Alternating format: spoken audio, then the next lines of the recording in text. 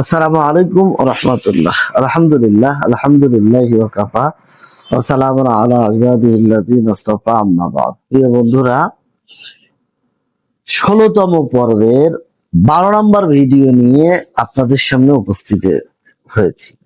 আশা করি সবাই ভালো আছেন। আলহামদুলিল্লাহ, আমিও ভালো আছি। আপনারা দোয়া করবেন, আমি আপনাদের জন্য দোয়া করব।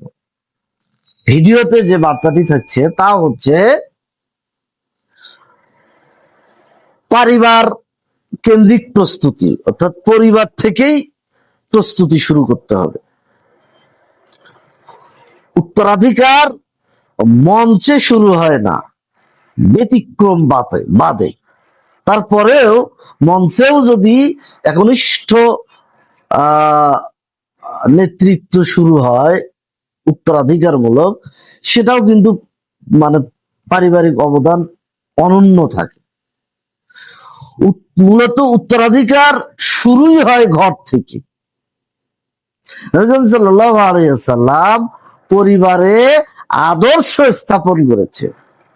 16তম হুকুম সেই ঘরকেই প্রথম বিদ্যালয়, মাদ্রাসা, শিক্ষা প্রতিষ্ঠান, যেটাই বলেন না কেন, যে নামই করেন না কেন, সেটাই বানায়,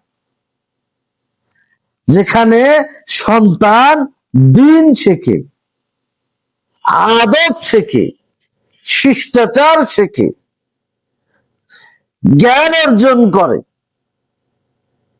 দায়িত্ব শেখে।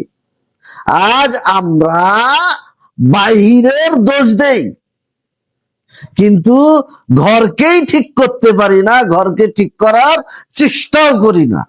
এই হুকুম বলে আগে আমাদেরকে ঘর গড়ো, ঘরটা করতে নির্দেশ দেয়। আমরা যেন আগে ঘর গড়ি, ভবিষ্যৎ আপনাতেই দাঁড়িয়ে যাবে। আর আল্লাহ তাআলা আমাদেরকে উপযুক্ত বিষয়ের উপর পুঙ্খানুপুঙ্খানুভাবে আমল করার তৌফিক দান করুন। হে আল্লাহ, আপনি কবুল করুন, আমিন।